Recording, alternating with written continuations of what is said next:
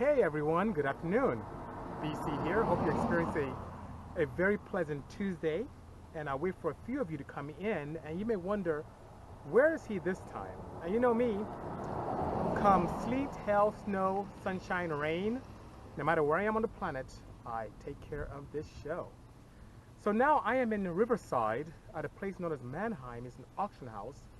This is where I tend to get some of the vehicles that I use on projects and help some of my clients out. And for those of you on YouTube, thank you so much for joining me this afternoon and allow me to use this opportunity as an archive moment. And for those of you listening to me on the podcasting networks, thank you so much. Whether you're walking your dog, taking a shower, using the loo, traveling around, whatever the case may be, I really appreciate you. Hello, Gaddafi68. Good afternoon. Greg Treads, hello. Mission Flyer. Happy Tuesday to you. Balboa. Same to you, sir. Is it muted? Wow. Can you guys hear me properly? And let me know if you cannot by any means. No? Hello. No, I'm not actually looking for a daily here. So, and also part of our business is to pick up cars and make a little couple of dollars flipping them, which is nice. Thank you, K. Jabber. Hello, Painted Dough. Hi, Piro. Oh, you hear me clearly. Beautiful. Thank you so much. And I'm on a main road here, so it may be quite noisy with cars driving by. I'm inside the booth area of my Ionic, and the Mannheim place is right there. Let me see if I can. You can't see me on YouTube, but those of you on Instagram, I'm gonna flip this around so you can see right there. So that's the Mannheim building, and that is where I am looking at vehicles. Thank you so much, Don Daka 1K, saying amazing what I do. Love your crap, brother, says Painted Dough. Thank you so much. It's noon, Rob 6BTSX. Absolutely correct. Here in California. Good afternoon to you as well. I'm good, AJ Thompson. Hope all is well with you. John Paul, my day is going smashingly well so far. So in Kai from Deutschland, all the way from Germany, thanks so much for joining. Indeed, I appreciate that. Don't forget to stop by Carcraft and say hi to Godfrey. Oh, I love seeing Bob. Bob is a great guy and a great teacher indeed. Hello, Fox Design Paul. Good afternoon. Hope all is well. Karapi says he loves my work, especially the wagon. It was a joy building the second V2 version of the wagon. The first one was a front-wheel drive D series that made north of 700 wheel. This is an all-wheel drive setup, which Jay Leno that is, loves so much. And yes, SB is Tuesday already. I need to come and do one at your facility, which is pretty cool. Hello, Antonio Rizaldo. Good seeing you. Good afternoon indeed. And someone had a very good question earlier.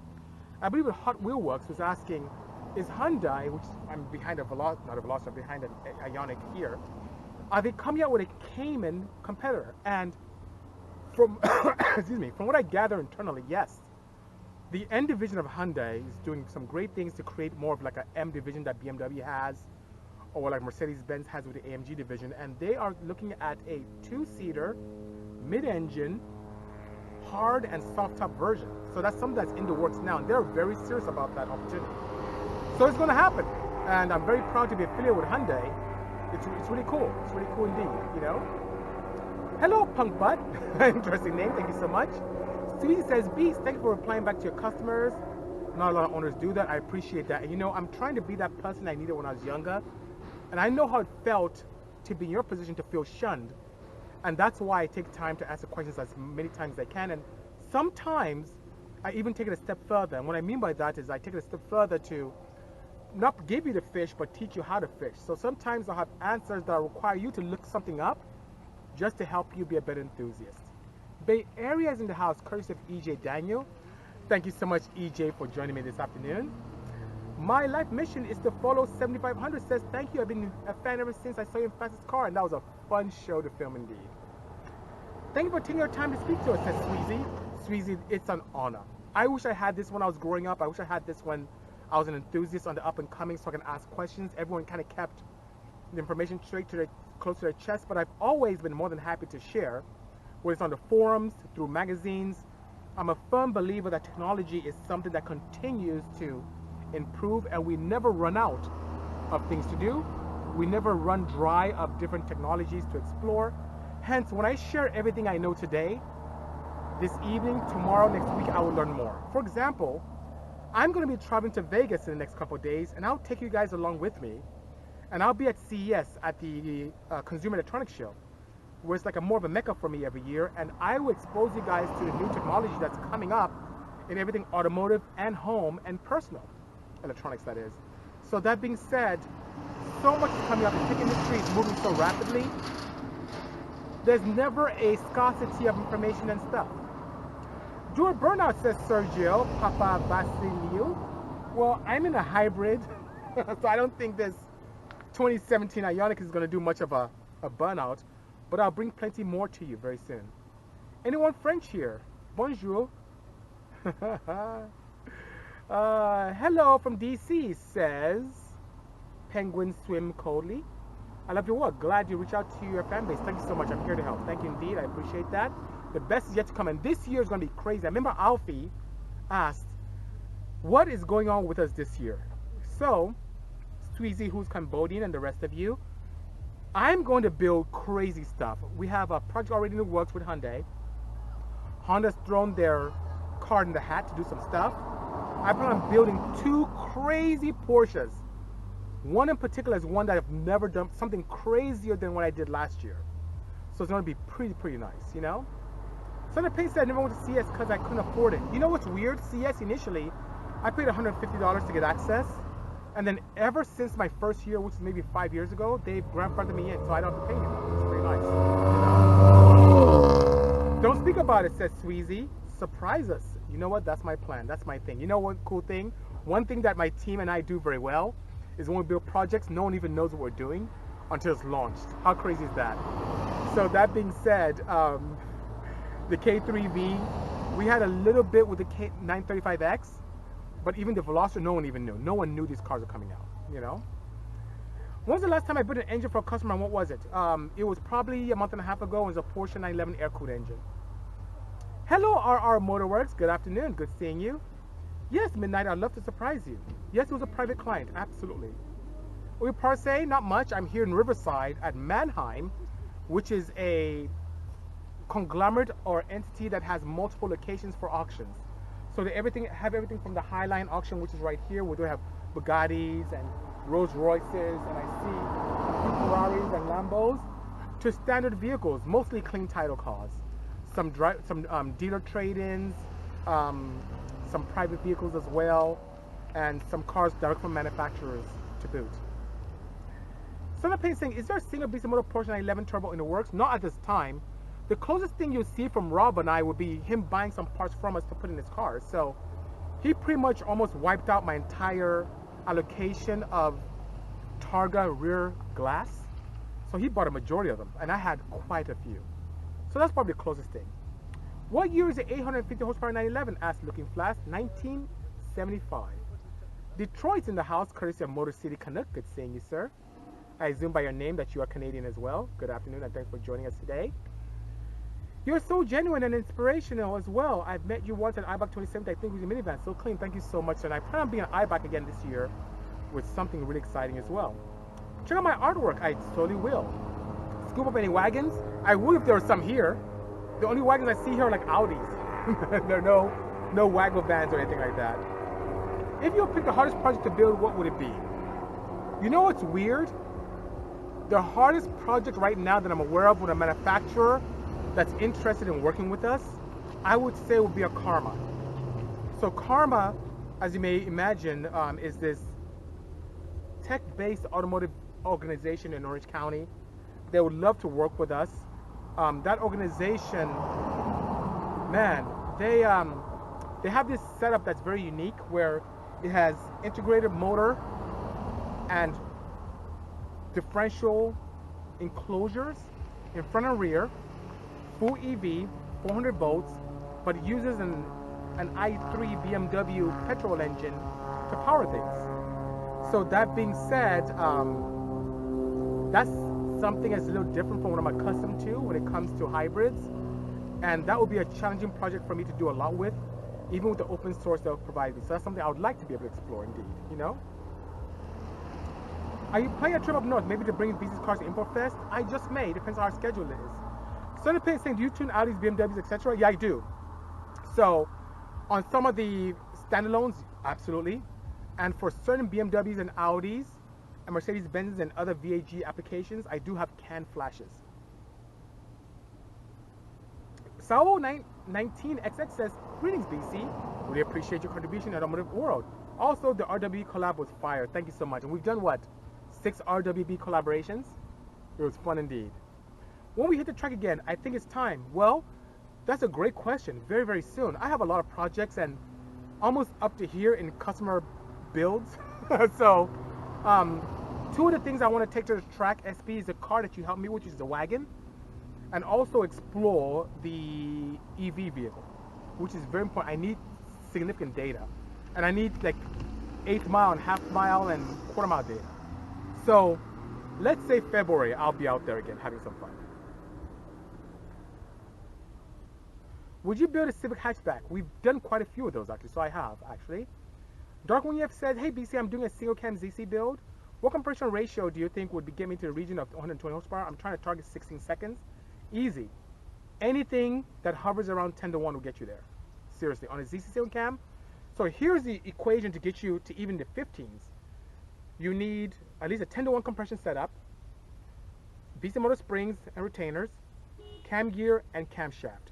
And then for your intake, if you can use something from a Y8, if you're in a budget, that'd be ideal with a large throttle body. If you have the capability and budget, do a straight ITB setup if you can.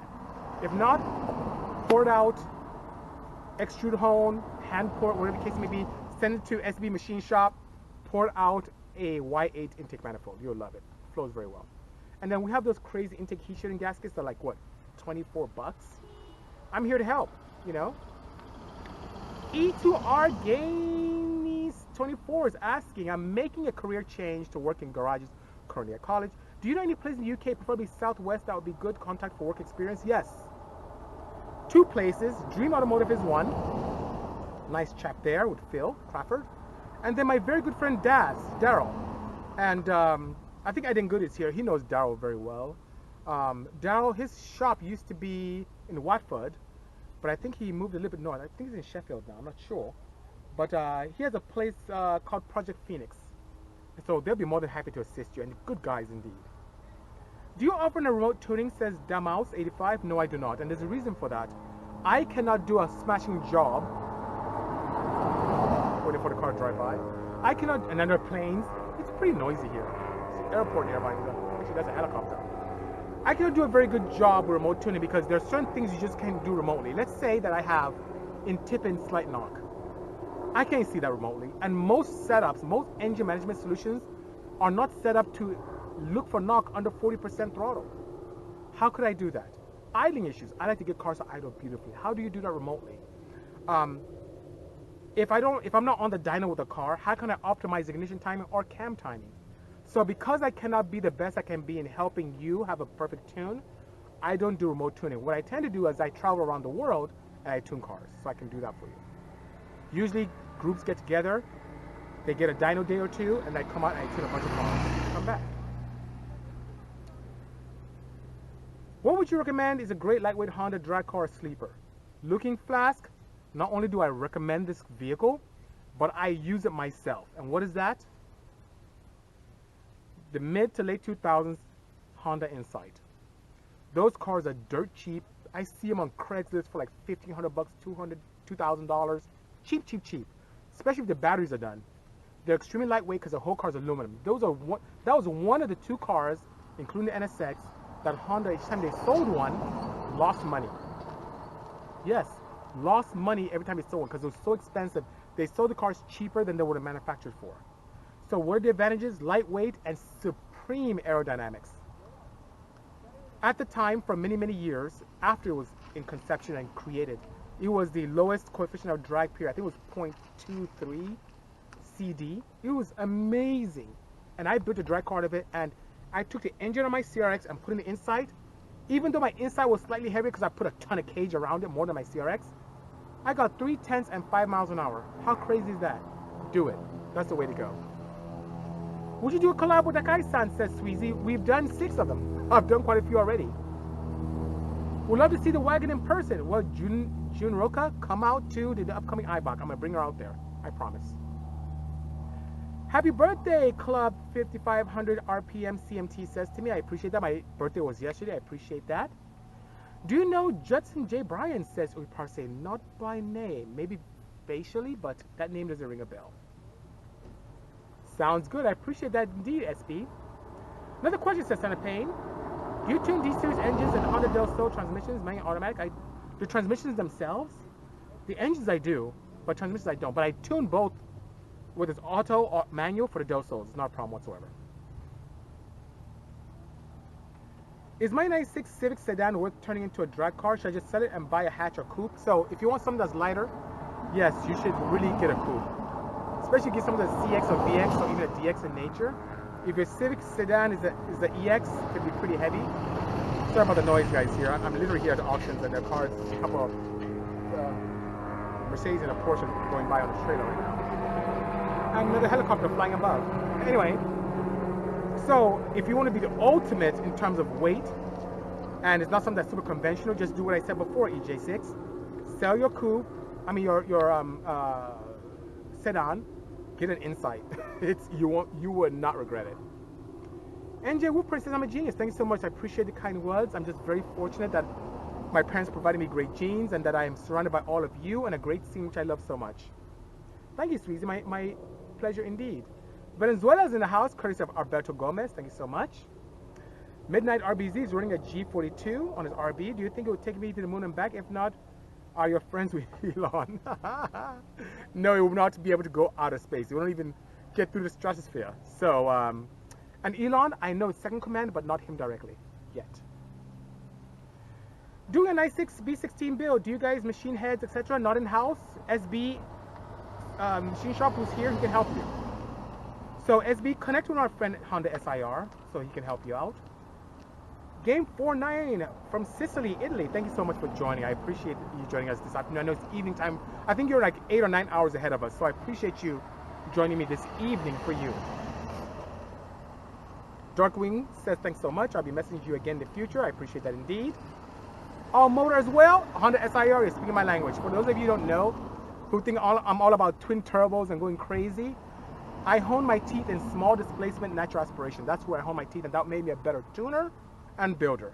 Because when you're all motor, when you're using atmospheric pressure as a means to fill your cylinders and make power, unlike today where people are kind of using fuel caloric content, they're using all types of fuels and nitro and When I started, you had 91 and some race fuel from Trek or VP or Sunoco, and that was it. You didn't have some crazy concoction, and anything you made was purely from natural aspiration. You spent time overturning every stone to get 2, 3, 4 horsepower.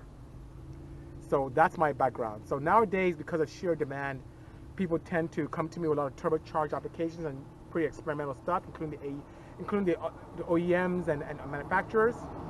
But yeah. Relentless Racing, AJ, good afternoon, sir. I will see you at 2. So I'm in Riverside here, like I told you, and I already know the South Bay. Guys, I've done stuff today. I've done stuff this afternoon so far that many people don't do the entire day. So I started my morning, took the kids to school, ran over to the South Bay, went to my windings manufacturer, went to AEM, drove all the way back to the office, from the office here in Manheim, in Riverside. It's pretty crazy. And I'm gonna go to see Relentless Racing. Then I have to go to my paint shop out in Rosemead. Man, it's gonna be a crazy day. Is that Civic Wagon ever gonna make it to New Jersey? Ooh, that's debatable. I don't have any plans for New Jersey yet, unless someone makes me an offer that I can't refuse and I have to sell it and probably build another one. Can't wait to see what you're coming up with, says E2R Gainsey. Your work is crazy cool. Thank you so much. Dealing Designs. We need to chat, maybe offline. Because, Steve, I need to talk to you about a project I'm doing with Hyundai. So I really want some of your magic on it. I may be doing something with a pretty major wheel manufacturer, but I don't want to do something without your blessing. So let's chat, because this card I'm building for Hyundai is something that no other builder has ever done for them. So it should be pretty cool. Thanks so much for the tech talk, says Mr. Deuce.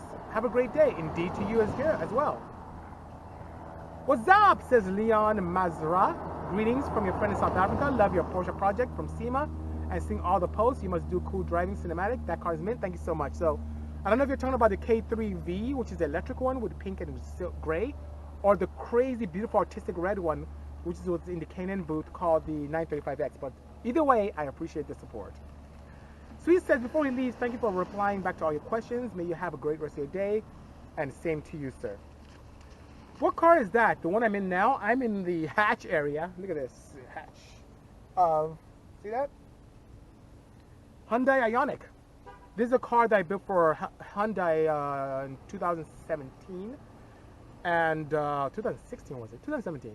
And we took this from like 48 miles per gallon to 83. With a lot of aero and some gearing and some weight enhancements, which is absolutely smashing. Happy New Year to you as well, Tony002, who's the guy who bent my arm to make sure I can tune Mega Squirt, which even though I was against it. And I'm glad I took his advice because the new Mega Squirt system is not bad at all. Good afternoon to you as well, Johnny. Icebox Customs, good afternoon, good seeing you. How's my birthday, says Uyuparse. Oh, just the guy with the 4363 Evo 9, nice. It was very nice. My team did a great job and surprised me with a lovely afternoon, and I went to dinner with the family. But it's pretty quiet. It's one of my most quiet birthdays ever, which was actually quite pleasant, you know? DA Integra K-Swap, any tuning specs for a street sleeper? Yeah, boost it. I mean it. If you want to do the ultimate sleeper, even supercharger, there are a lot of nice kits out there that are very efficient, that can give you 400 wheel. In a DA, you won't even know what's going on, which is pretty cool. Good evening to you, Space Plane. Sorry about the noise here. I'm in Riverside at the Mineheim auction. There's a Riverside Airport right behind me, and lots of traffic going to and fro, which is pretty cool, you know? What is the most common rookie mistake in tuning engines, says Dealing Designs? Too much timing. Oh my God. AJ Thompson is asking me, is there, tell you what, go ahead and DM me, AJ, and I'll send you his link. No problem. But the most common rookie mistake is timing. A lot of people tend to put a lot of too much timing into engines when they're tuned the first time, especially with systems that are very commonplace and cost effective. So one thing, at least in the Honda world, that's very common is the S300 Hondata. And it's pretty old school. They use a P28, which is from 30 years ago for the base ECU. It's like an elegant hack into that ECU. Has no capability of knock protocol whatsoever, so you can't view knock real time with a very efficient sensor through the software. And people just tend to keep putting timing and timing and timing and expiring engines accordingly. So that's the big rookie mistake. Great question, D-Ling. Direct injection versus port injection. My thoughts? Jim Genghis Khan is smashing question. Direct injection gives so many advantages over port injection. For those of you who don't know the differences, direct injection is what this car I'm driving now currently has, and most OEM manufacturers tend to use nowadays, is where you have a high pressure system. And when I say high pressure, I'm not talking about 20, 30, 40 PSI, north of 2300, sometimes 4000 PSI injectors to inject a very fine stratified mist directly into the combustion chamber. And what that does, allows you the opportunity to have better gas mileage so you don't consume as much fuel, to do the same amount of work that you may see with a regular injection system, which has injectors in a manifold. It allows you the opportunity to get away with higher air-fuel ratios, numerically higher air-fuel ratios, even in boost. Yes? You can boost a direct injection setup as lean as 14:1 without hurting anything, just because of how it's formed. The pistons are very interesting as well, and hence that is now the difference, because you can use standard flat tops, dome, anything in a port injection, but you have to create a piston that has this little cup. So when the Stratus 5 charge comes in from direct injection, it hits the cup and then expands to this beautiful plume that makes more efficient combustion. Now, what are some of the detriments of that direct injection? Much more expensive. You cannot typically tune them like we typically can with high performance setups. So you can take a 200 horsepower setup with direct injection and automatically with tuning get it to 1000. You have to do something very clever or add port injection. You have very dirty valves because port injectors do a great job. The fact that it's in a manifold, it keeps your valve heads clean, which is great for performance and also emissions, efficiency, and maintenance. So the best for me is the best of both worlds, where you have not only the port injection to allow you to have a great opportunity to keep valves clean and take out advantages of being able to add big injectors for performance, but direct injection where it gives me all the advantages I mentioned earlier on. So I hope that helps. Got some decent snare recommendations for my 965 twin turbo. I need more power boost. You know you can never have enough. Amen, Batman. Yes. So without getting too invasive, now if you have the budget I can have a very nice system put together for you that's bespoke. If you're on a strict budget or want to look very factory, you can send your current turbo to many different companies to upgrade the wheels inside. That in a flash, you'll be very happy. Nilo says, hello, BC, been following for quite some time. Shout out from Guatemala. Oh my God, Guatemala's in the house. Thank you so much. I appreciate the kind words and the happy birthday wishes as well. Stay awesome, says full-time racer. I swear I will try my best, sir. Hello, Fabioso. Good seeing you. Oh, ID Duarte has a great question. A very good one indeed. He's asking, how much of an advantage is coatings on pistons and intake exhaust runners? I can quantify that for you very simply. 4%. Yes. F-O-U-R. And that's all across the board for horsepower and torque. And what that means is ceramic barrier coating on the dome of the piston, moly-based coatings on the side or WPC, and then coating your exhaust runners. The intake, I haven't seen the advantage of doing that, but coating the exhaust runners and the valve heads, no matter what engine, domestic, import, Porsche, Hyundai, 4%. It's amazing stuff. Where's the Odyssey, says Fabioso? Well, it's about 30 minutes west of here at the office. So it's in our garage in the back of the shop. So I have it there. I have the Odyssey right there. Builder Mazda Miata, says Fabioso. Yes, it's not up to me. It's totally up to my good friends at Mazda, who we've been talking to. So don't be surprised if something comes. What do you recommend a good first car for under $3,000? One that, let's put it this way. You like to have fun on racing? That Miata we just talked about. You want something that is really, really, really, really, really, really cool and has a twinge of elegance to it as well and very modifiable? Acura RSX. Now, what if you want something that's a lot of fun, don't mind the stigma, but want to take advantage of German engineering and a mid-engine setup? Early model Boxster. Haha, there you go. 3 options to choose from. Hello, DJ Ramarov. Good afternoon. Happy belated, says M Technic. Appreciate that indeed. You're too kind. That's awesome, BC. How my birthday usually are. They're peaceful and calm. My parents surprised me with a cake and interesting. Oh, that's so good. And you know what? One thing that my team has surprised me with, which is awesome as well, is the tres leches cake. I love tres leches cake. Oh my God. Is it safe to interlope an ignition and fuel table? No. I tend to treat them as separate entities. And I'm not a fan of quick tunes because once again, it has to do optimization. And that's one of the reasons why I do love the Dynapack dynamometers, opposed to it being extremely expensive. It allows me to lock each RPM and tune every set of the match by need for both ignition, fuel, and cam time, which is fantastic, you know? M6 says, Joe dropped our car off to a mechanic down the street from Manheim. Yeah, I'm right here, brother. I'm right here in front of building 6446. I'm right here. We're not far away. Oh my God. Thank you so much, ENJ. Appreciate the kind words. Just a hand to fight me here. Anyway, autograph a Bisimoto diecast as well. I'll be more than happy to do that for you, by all means. No problem, Honda SIR. I'd be honored to do that with you. Have you ever experimented with titanium rods? Yes, quite a bit. So there's something a lot of people don't know about, but we did a very unique project years ago and it started off with the president of Oakley, you know, the company that makes the optical gear and, you know, and apparel as well. And we put together 10 NSXs, which are unique. They're all serial numbered. Is my good friend John Martin and I, very hardcore NSX enthusiasts, and we built these 3.8 liter stroker NSXs that were street legal in California. Passed emissions, made so much torque, north of 300 wheel horsepower, sounded like a beast. And we used titanium rods that were I think a couple of the cars we remanufactured, the factory ones, and other ones we got some bespoke ones. So yes, I've done that quite a bit. One thing about titanium is that you have to protect it. And what do I mean by that? Titanium as a metal, just based upon its own metallurgy and how its compound exists, tends to gall to other metals. So on the big end and small end of those titanium rods, we had to treat it. We had to put a coating, some type of matrix coating on the top and bottom so that when it rubs against the crank, it doesn't catch it. And factory does that as well, but it was really interesting to see how lightweight and strong you can get titanium but you also have to respect the nature of the metal itself, which is pretty cool. My pleasure indeed, the bad man. My pleasure indeed.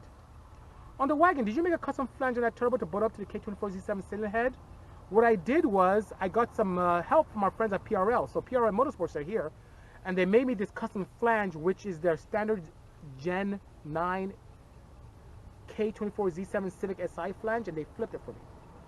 So if I were to make it a scratch, yes, but they had it available for me, which is great. Hello, Dr. Plastic. Good afternoon.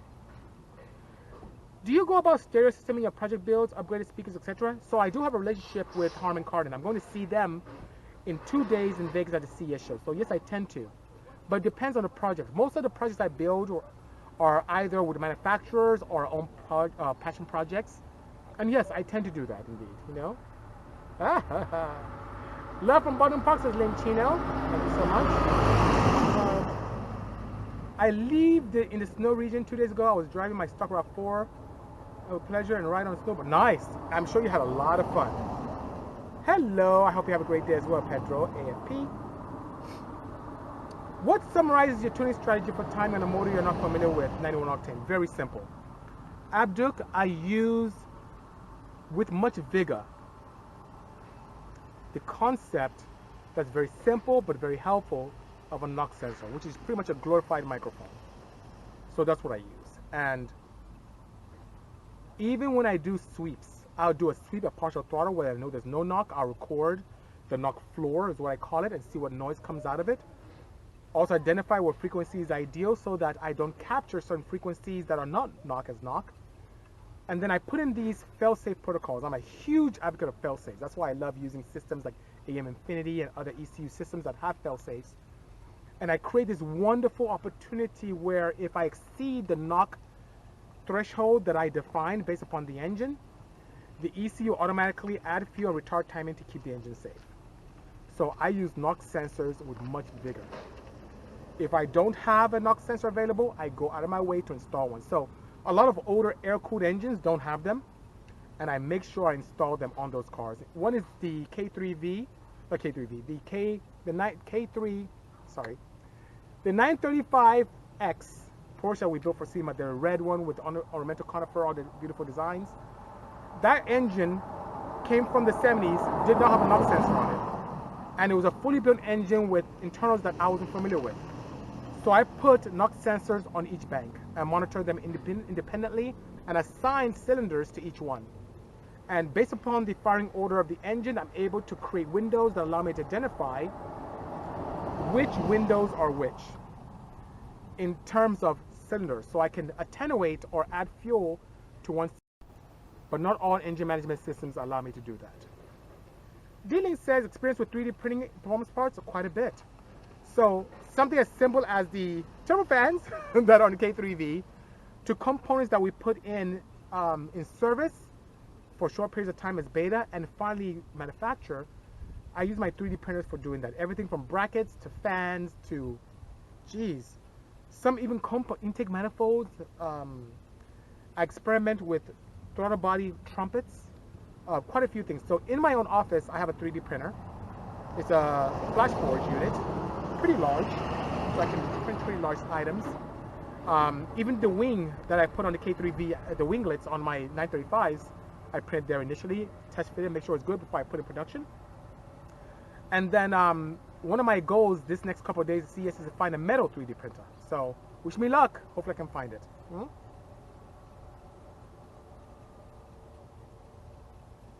Have you seen the VW Evo engine? Not for, so you know, I'm familiar with it, but I haven't had it in front of me. So I just haven't had that opportunity.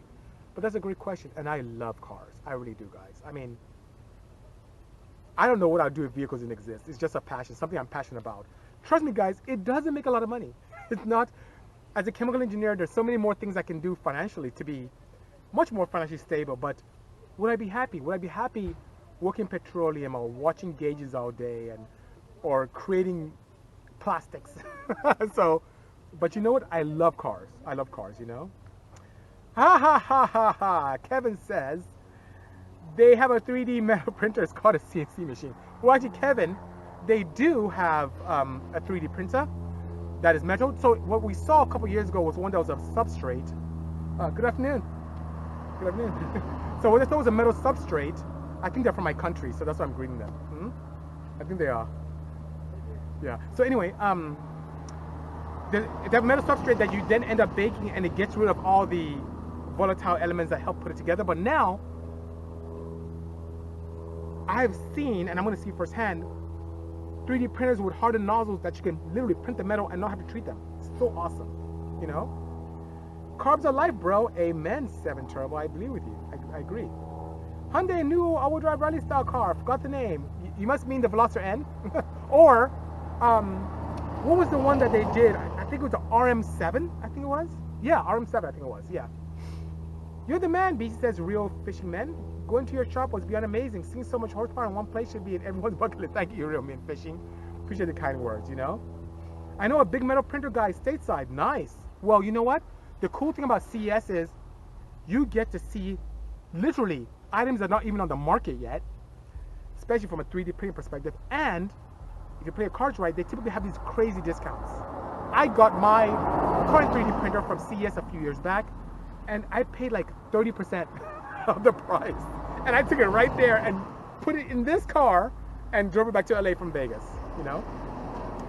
Vanilla66 says, what's my next build? So, what can I share? I would say the very next one we're going to put our hands on would be from Hyundai, corporate Hyundai, and it would be a, how can I say, technologically advanced Hyundai. I can say that without getting in trouble, because they kind of make me sign NDA not to disclose what we're doing until the show. In-house, I'm going to build an all-wheel drive Porsche. I need to. I just need to do it. I've had two-wheel drive Porsches. They're great, but I'm now clawing for adhesion. All-wheel drive. We need to do it. You know, we need to do it. Habdakis, 3D printed aluminum intake for the new Super. Nice, nice, Jim. I like Steps. He's a good guy. Good chat, you know. Yeah, I do have a printer in house. Oh my God! So I put up. I thought you even commented on some of my stories where I did print something out. You know, I think I was printing a bunch of Porsche fans for some of my projects to change the pitch and sound, and also efficiency and CFM. So I thought you did. Rod from Oahu, Hawaii. Good seeing you. Thank you so much. You know, people can make food on 3D printers just like they did in Star Trek. Eh? That's pretty cool. Okay, is a supercharger good use of a D17? So ultimate JDM tuners, it's okay, but in my experience with the D17, because of the small displacement and its relatively lackluster torque capability, because